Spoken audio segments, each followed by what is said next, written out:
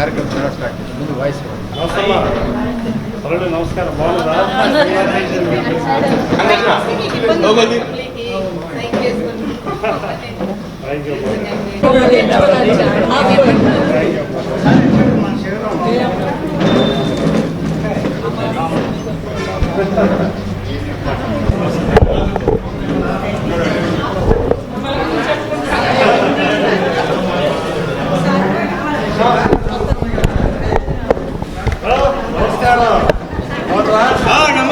మీ దైవాలంతా మీ సలహా మీరు ఏం చేస్తారేమో అంతా మీ చేతుల్లో పెట్టాం. అదే మేము తీసుకొచ్చాం.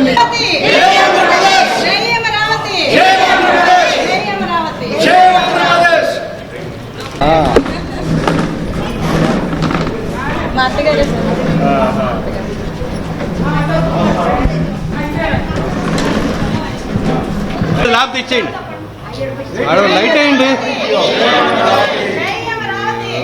మేడం గారు పక్క రావాలి.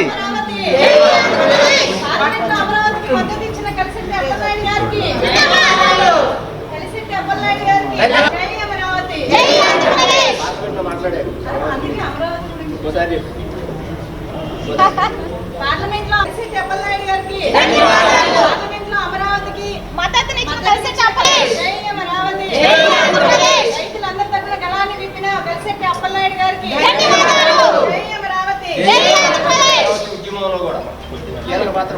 అమ్మ ఇచ్చేయండి, గోవిందం గారు ఇచ్చేయండి.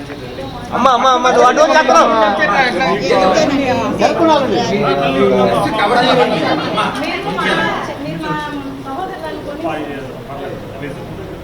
మీకు పాదాపదం చేయాలి. ఇంత ఉద్యమం తీసుకొచ్చి మేము అక్కడ వరకు వచ్చినా కూడా మీరు బాగా సపోర్ట్ చేసి మీతో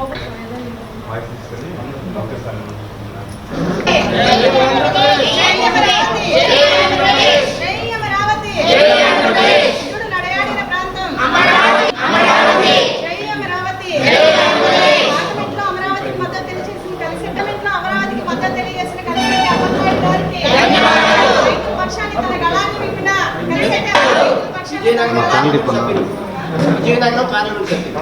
లాస్ట్ అర్స్విల్లో వారు దర్శనం చేసుకొని సోమవారం ఆశీర్వాదం చేసుకున్నారు.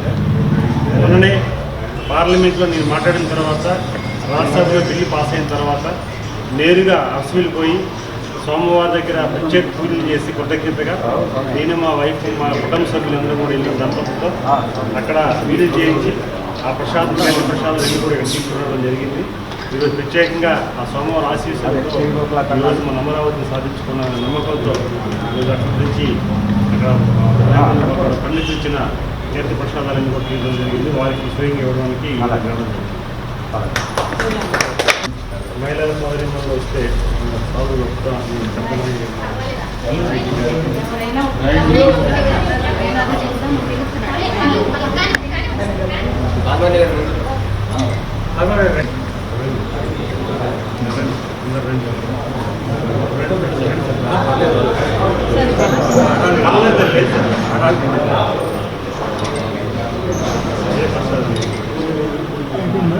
వెనకాల తీసుకుంటాను.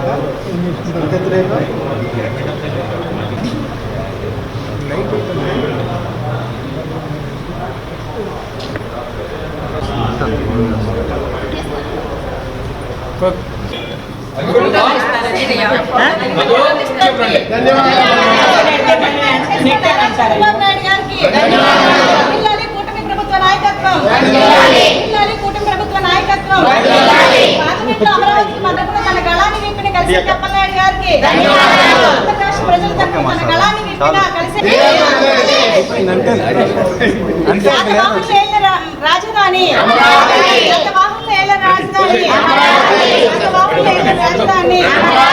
జై అమరావతి, జై అమరావతి, జై అమరావతి.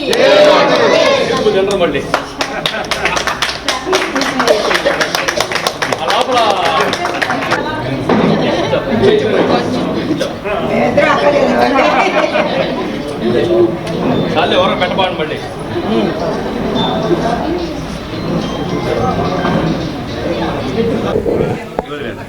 అమరావతి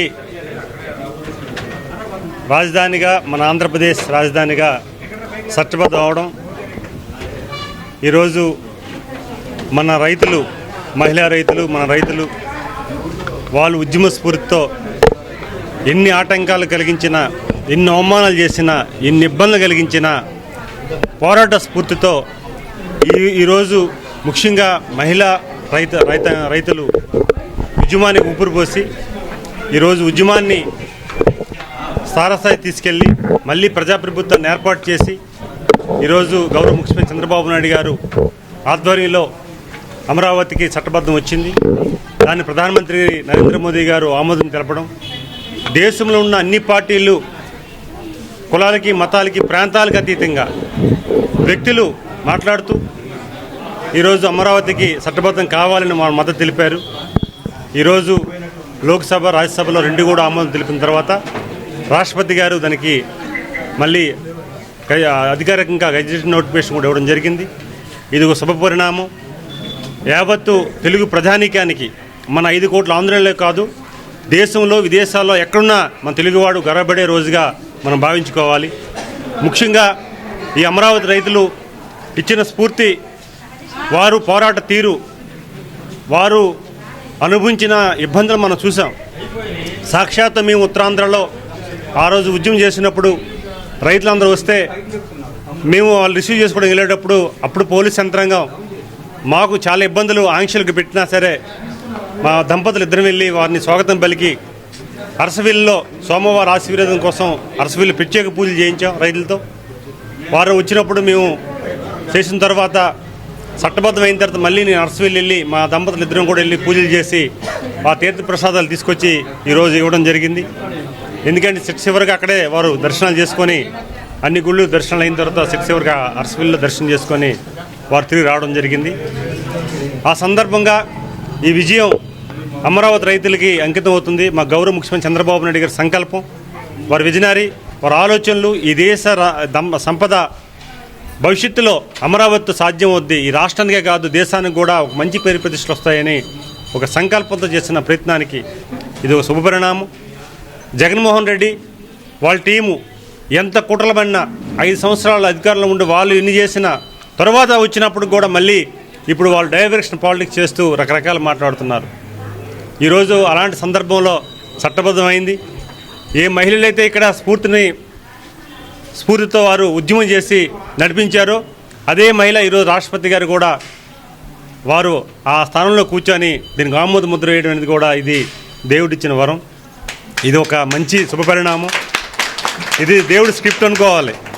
ఏ రైతులైతే అవమానం చేశావో, ఏ రైతులైతే అవమానంగా మాట్లాడించారో, ఆ రోజు మహిళల కోసం తప్పుగా మాట్లాడిన వ్యక్తులకి మీరు మంత్రులు ఇచ్చారు, సలహాదారులు ఇచ్చారు, ప్రభుత్వ సలహాదారులుగా నియమించారు జగన్మోహన్ రెడ్డి.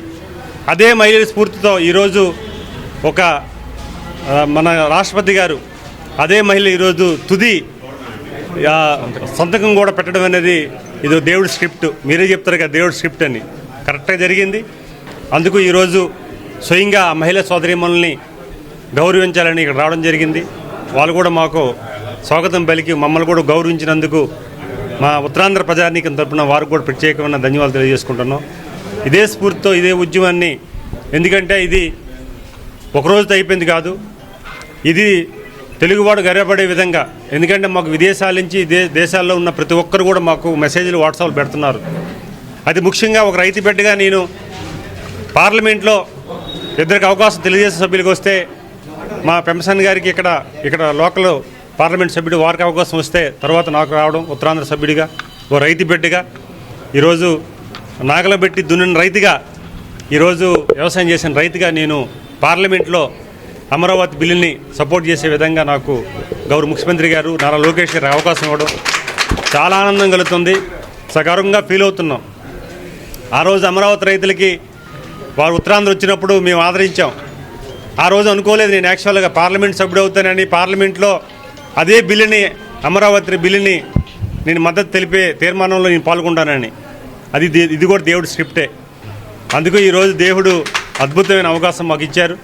అందుకు మనస్ఫూర్తిగా ముఖ్యమంత్రి చంద్రబాబు నాయుడు గారికి, మా నియోజకవర్గం పార్లమెంటు ప్రజానీకానికి, నారా లోకేష్ గారికి, ఎన్డీఏ కూటమికి అందరికి కూడా ప్రత్యేకమైన మీ ద్వారా ధన్యవాదాలు తెలియజేసుకుంటూ, భవిష్యత్తులో మనం కూడా ఇక్కడ ఇక్కడ మన రాష్ట్రంలో కాదు సంబరాలు, మన దేశంలో ఉన్న తెలుగు వాళ్ళందరూ కూడా సంబరాలు చేసుకుంటామని మెసేజ్ ఇవ్వడం జరిగింది. రేపు 10వ తారీఖుని మహారాష్ట్రలో బాంబేలో మన తెలుగువారు అసోసియేషన్ ఆధ్వర్యంలో ఇన్విటేషన్ వచ్చింది. అక్కడ కూడా సంబరాలు జరుగుతున్నాయి. రేపు 10వ తారీఖున అక్కడ భారీ ఎత్తున అక్కడ ఏర్పాట్లు జరుగుతున్నాయి. అక్కడే తర్వాత భువనేశ్వర్లో ఇతర మన రాష్ట్ర దేశంలో ఉన్న ప్రధాన క్యాపిటల్లో మన తెలుగువారు ఉన్న ప్రాంతంలో కూడా సంబరాలు చేస్తున్నారు. ఆ సంబరాలకు కూడా నేను అటెండ్ అవుతున్నాను. ఈరోజు ఒక అద్భుతమైన అవకాశం లక్నోలో కూడా జరుగుతుంది, అక్కడ కూడా వెళ్తున్నాం. ఈరోజు మన తెలుగువాడు ఎక్కడున్నా సరే, మన విదేశాల్లో మనం చూసాం, వాళ్ళ కేకులు కట్ చేసుకొని వాళ్ళ ఆనందం పరిస్థితి.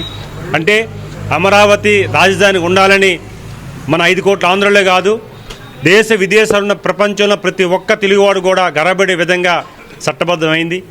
దీనికోసం పోరాటం చేసిన అమరావతి రైతులకి వారికి పాదాబంధనం చేసుకుంటూ ప్రతి రైతుకి కూడా, ఎందుకంటే ఈరోజు వాళ్ళ ప్రాణాలు పోయాయి, ఆస్తులు పోయాయి, అన్ని రకమైన ఇబ్బంది గురి చేశారు. ఎక్కడ కూడా తగ్గకుండా వారు చేశారు. నేను మొన్న పార్లమెంట్లో మాట్లాడినట్లుగా భూమికి రైతుకు ఉన్న బంధాన్ని కూడా నేను చెప్పాను. ఒక తల్లికి బిడ్డకి ఉన్న పేగు బంధం ఎలాంటిదో అమరావతి రైతులే కాదు, భూమికి రైతుకు ఉన్న అనుబంధం కూడా నేను చెప్పగలిగాను. అలాంటి ఒక సెంటు భూమి అంటే కొన్ని సందర్భాల్లో గొడవలు వచ్చే సందర్భాలు మనం చూసాం. కానీ 33,000 ఎకరాలు 29,000 మంది రైతులు స్వచ్ఛందంగా వచ్చి చంద్రబాబు నాయుడు గారిపై నమ్మకంతో వారికి ఉన్న అనుభవంతో ఈ రాజధాని మాకు, ఈ భూములు ఈ ఇల్లు మాకు ముఖ్యం కాదు, మన రాష్ట్ర రాజధాని ముఖ్యం, అవమానం పొందుతున్నాం, ఎక్కడికి వెళ్ళినా మన తెలుగువాడు ఆంధ్రప్రదేశ్ పౌరుడు మీ రాజధాని ఏదంటే తెల్లముఖం వేసుకుంటున్నారు, ఇది మనకు అవమానంగా ఉందని ఈ ప్రాంత రైతాంగం ముందుకొచ్చి అద్భుతంగా అవకాశం ఇచ్చి గౌరవించిన సందర్భాలు కూడా చేయాలి. అందుకే జగన్మోహన్ రెడ్డి చెప్తున్నాను, ఇలాంటి త్యాగాలు చేసిన రైతులకి 5 సంవత్సరాలు ఇబ్బంది పెట్టావు, సరే ఇప్పటికైనా జ్ఞానోదయం తెలుసుకొని బుద్ధి తెలుసుకొని ఈ అమరావతి రైతులకు క్షమాపణ చెప్పాలి. ఎప్పటికైనా మీరు చేసిన పాపాలు కానీ అన్యాయం కానీ తీరిపోవచ్చు. కానీ ఒక్క మాట మీరు మాట్లాడుకుంటా మళ్ళీ అమరావతి రైతుల్ని మళ్ళీ ఎంత బ్రహ్మాండమైన రాజధాని నిర్మాణం అవుతుంటే మళ్ళీ ప్రెస్ మీట్ పెట్టి ఎంత దుర్మార్గమైన చర్య అంటే అక్కడ పార్లమెంట్లో బిల్లు అయిన సమయంలో ప్రెస్ మీట్ పెట్టి డైవర్షన్ పాలిటిక్స్ చేసే పరిస్థితి జగన్మోహన్ రెడ్డి వచ్చాడు. రేపు అంటాడు మరొక 2-3 నెలలు పోయి చూడండి పులివెందల కడప అని చెప్తాడు. ఎందుకంటే బిఫోర్ ఎలక్షన్ చెప్పాడు, ప్రతిపక్ష నాయకుడిగా ఉండి అమరావతి మేము మద్దతిస్తామన్నాడు. అధికారంలోకి వచ్చాక 3 ముక్కలు ఆటలాడి విశాఖ నగరం అమరావతి అన్నాడు.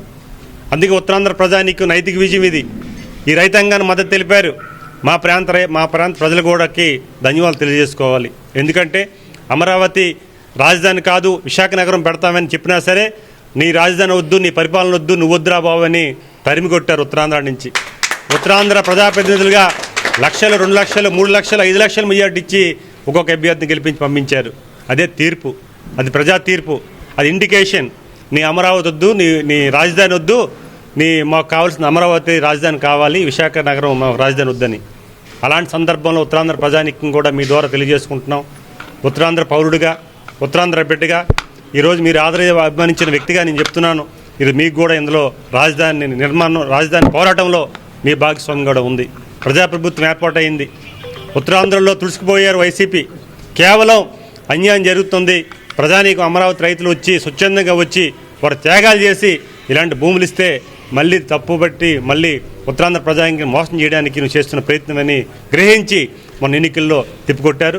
అలాంటి సందర్భంలో ఈరోజు జగన్మోహన్ రెడ్డి జ్ఞానోదయం కలగాలి. ఉత్తరాంధ్ర వైసీపీ నాయకులకు కూడా కొంతమంది బాధపడుతున్నారు.